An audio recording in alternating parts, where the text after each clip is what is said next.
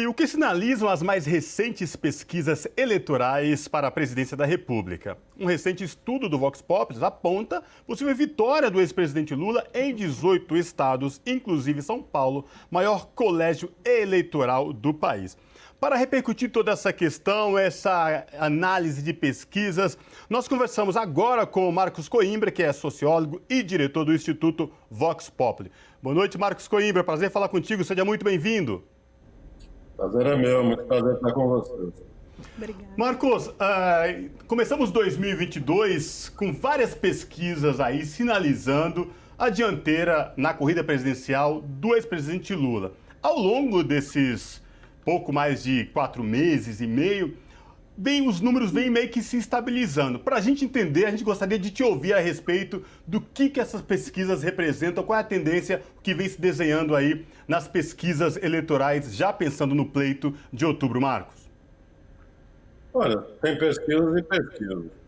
As pesquisas com entrevistas feitas face a face, o entrevistador ou a entrevistadora interagindo com o entrevistado ou a entrevistada, mostram um determinado padrão de resultados.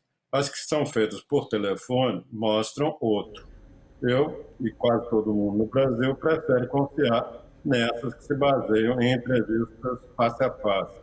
Essa é a nossa tradição, é assim que desde a redemocratização fazemos pesquisa no Brasil e alcançamos um desempenho internacional bastante satisfatório.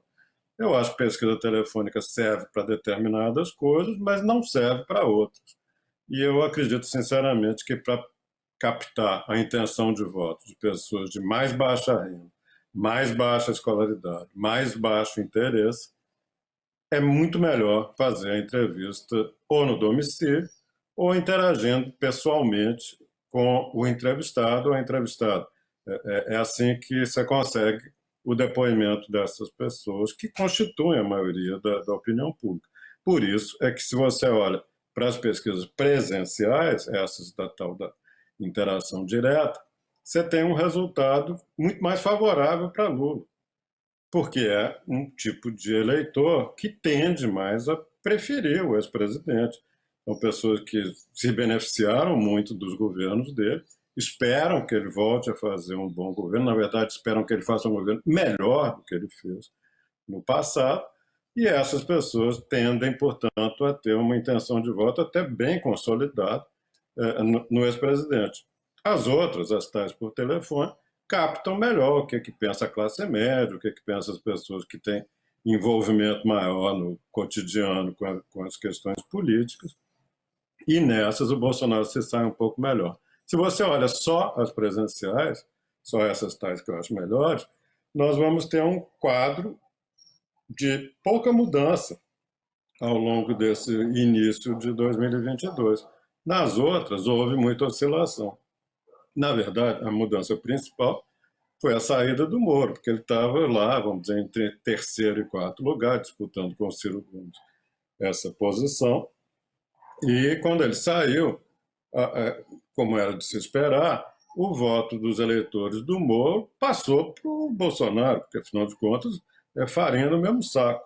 É difícil imaginar um eleitor do Moro votando no Lula, que foi o grande inimigo do Moro. A vida política administrativa do Moro foi feita perseguindo o Lula, prendendo, grampeando, vazando depoimentos contra o Lula. Então, pouco provável que alguém que gostasse do Moro fosse votar, na ausência dele, fosse votar no Lula. E as pesquisas mostraram que não foi isso que aconteceu. O que o Moro tinha de eleitor foi quase que totalmente para o Bolsonaro, como era de se esperar. E hoje o Bolsonaro teve esse crescimento, que foi logo quando o Moro saiu, mas aí não é que ele parou de crescer, aí o Lula começou a crescer também, num processo que a gente está vendo agora nesse final de abril, início de maio, que pode ser que leve a uma situação de, vamos dizer, de antecipação do segundo turno. É isso que está aparentemente acontecendo com a opinião pública. O que você vem colocando aqui é que, na verdade, os outros candidatos, até mesmo essa polêmica que foi criada a partir de uma terceira via, todos esses outros candidatos vão nadar e morrer na praia. No final das contas, é isso que vai acontecer. Na verdade, o que as pessoas estão mostrando é que eles já morreram. Não é que eles vão morrer. É porque eles, na verdade, não chegaram nem a nadar. Eles ficaram lá na beirinha da praia, botando o pezinho no mar para ver se a água estava fria e a coisa não deu certo. Claro que essa discussão de terceira via só fez sentido para o eleitor conservador, para o eleitor mais inclinado para a direita. Porque existe um candidato de esquerda, progressista, que satisfaz muito bem o eleitor de esquerda e progressista, que é o Lula. Então, a tal da terceira via sempre foi uma opção dentro da direita para substituir o Bolsonaro, que realmente é uma porcaria de candidato, e as pessoas de direita, mais, vamos dizer assim, com a cabeça melhor, ficaram pensando, será que ele não consegue encontrar um que seja melhor que o Bolsonaro? Não é possível que a direita brasileira só tenha o Bolsonaro. Mas é isso que nós estamos vendo, só tem mesmo o Bolsonaro, porque os outros candidatos da centro-direita, da direita e da ultradireita, todos os outros nadaram um pouquinho perto da praia e acabaram morrendo sem conseguir um mínimo de competitividade. Ou seja, nós estamos, ao que tudo indica, num processo de afunilamento típico de segundo turno, mas que está acontecendo agora, porque todo mundo ficou lá embaixo. Só existe o Ciro hoje como terceiro nome, e quando você olha o grau de decisão dos eleitores, você vê um fenômeno muito significativo. O povo que diz que vai votar no Lula, mais de 80%, diz assim, eu já resolvi, eu não vou mudar. E realmente é difícil imaginar por que um eleitor que depois de pensar no Lula, de enfrentar todas as críticas que o Lula sofreu, presenciar tudo que se passou com ele, agora que vai dizer assim, bom, fiquei sabendo não sei o que lá do Lula. Não, as pessoas já conhecem. E 80 e poucos por cento dos eleitores do Lula dizem, eu já resolvi. A mesma coisa acontece com o Bolsonaro. A turma de direita também já resolveu que vai votar no Bolsonaro. Também é da ordem de 80%. A proporção do eleitorado que se inclina por ele, mais de 80% diz assim, eu vou votar no Bolsonaro mesmo. Talvez pela grande razão que o Bolsonaro é o único candidato da direita que conseguiu derrotar o PT. Há 20 anos que foram lançados diversos nomes do PSDB e nenhum conseguiu derrotar nem Lula, nem Dilma. Então, pronto, nós estamos com dois candidatos com 80% de decisão e o terceiro colocado hoje, sempre foi o terceiro, o Ciro, tem cerca de 6, 7, 8 na pesquisa. Metade do eleitorado deles que não resolveu ainda. Então tem uma chance que não é pequena dessa metade do eleitorado do Ciro não decidida por ele, que procure outra opção. E essa outra opção, para a maioria dos eleitores que se inclinam pelo Ciro, mas não tem certeza, a maioria é Lula. Então a chance de Lula e Bolsonaro disputarem um segundo turno é quase 100%. Ou então o eleitor, pelo seu próprio movimento, não é porque ouviu dizer que é bom resolver no primeiro turno, não é assim que as coisas funcionam, não é com base em receita política. O eleitor se comporta em função das coisas que ele acha relevantes. E nós estamos vendo desde o ano passado que os eleitores, de uma maneira geral, da esquerda, do centro e da direita, estão querendo resolver logo essa eleição. Porque o país está uma porcaria, perdão da má palavra. A economia está um caos, o governo não funciona, nós não temos política de educação, de saúde, de saneamento, de habitação, de meio ambiente, de cultura, de nada. Nós temos um governo federal que implodiu e precisa sair disso. Especialmente as pessoas mais pobres precisam de governo e precisam de um bom governo, porque elas dependem da oferta de bens públicos para poder viver, para poder, sei lá, ter condições mínimas de sobrevivência. Então as pessoas querem resolver logo, porque assim não dá. E essa sensação de que tem que resolver logo ajuda a acelerar esse movimento de resolver logo a eleição. E resolver logo a eleição significa fazer no dia 2 de outubro, tomar logo a decisão. Ou ele vai ficar esperando, sei lá, não tem demérito nenhum a ninguém, mas assim, a Simone Tebet, por que cargas d'água que o eleitor brasileiro vai votar na senadora? Uma pessoa respeitável, vai virar presidente da República do nada. O André Janones, líder de greve de caminhoneiro, sei lá, o Dória, que está fazendo um governo e tem uma imagem péssima no estado de São Paulo. Então, não vai ser daí que vai mudar alguma coisa. Então, vamos resolver logo. Se a escolha é Lula e Bolsonaro, vamos fazer logo essa eleição. E parece, pelo movimento das pesquisas, que nós temos uma chance grande, não vou dizer que está garantido, claro que não, mas que tem uma chance grande da eleição se resolver no dia 2. Marcos, a gente está em maio, né? Já muito próximo, aí se aproxima da eleição, né? Parece que foi ontem, janeiro, já estamos em maio e vem se consolidando todos esses números que você falou. Aqui em São Paulo, por exemplo, o candidato do Partido dos Trabalhadores, Fernando Haddad, já em pesquisas aparece na frente, um fato inédito, um candidato do PT aqui em São Paulo liderar as pesquisas de intenção de voto. Mas também parece que tem um estudo do próprio Vox Populi, não é pesquisa, mas um estudo, que aponta um crescimento de Lula em vários estados da federação, inclusive aqui em São Paulo, o maior colégio eleitoral do país. Eu queria que você falasse para a gente sobre essa perspectiva, Marcos. Olha, o PT ganhou a eleição de 2002, aquela primeira do Lula, em todos os estados. São 26 estados mais o Distrito Federal. O PT ganhou em 26. Só não ganhou em Alagoas. Na eleição seguinte, começou a se formar um corredor que vai do sul até o norte, do Rio Grande do Sul até Roraima, em que, ao longo desse corredor, o PT não venceu em 2006, que inclui os 3 estados do sul, São Paulo, os 2 Mato Grosso e Roraima.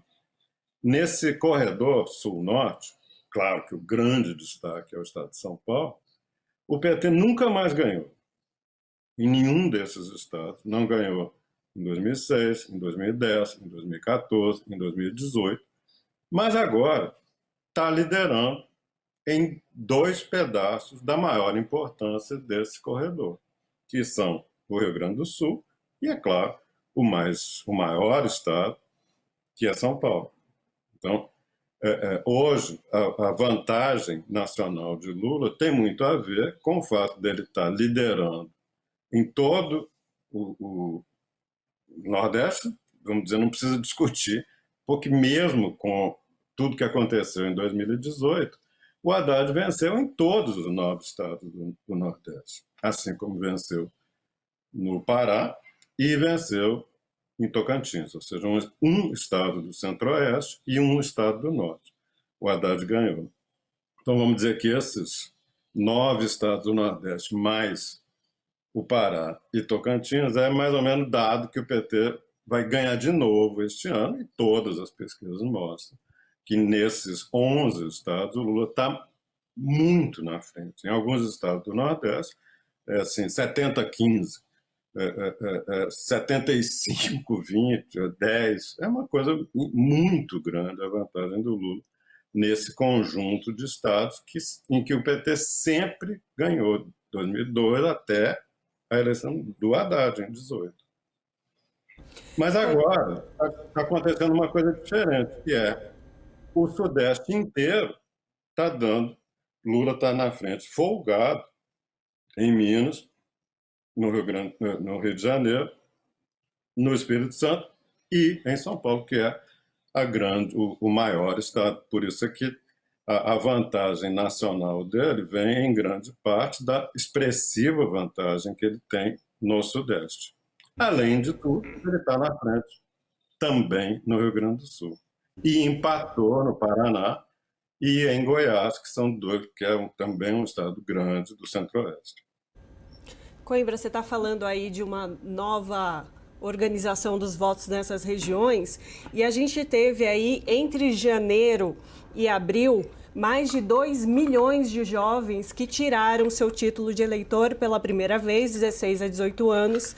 Você avalia que essa nova geração de eleitores, independente ali da região que eles estejam, esse número pode ser até maior, inclusive porque teve esse mês, o finalzinho aqui de abril e maio, que não estão computados ainda. Você acha que isso pode fazer uma diferença aí em algum aspecto na eleição de outubro?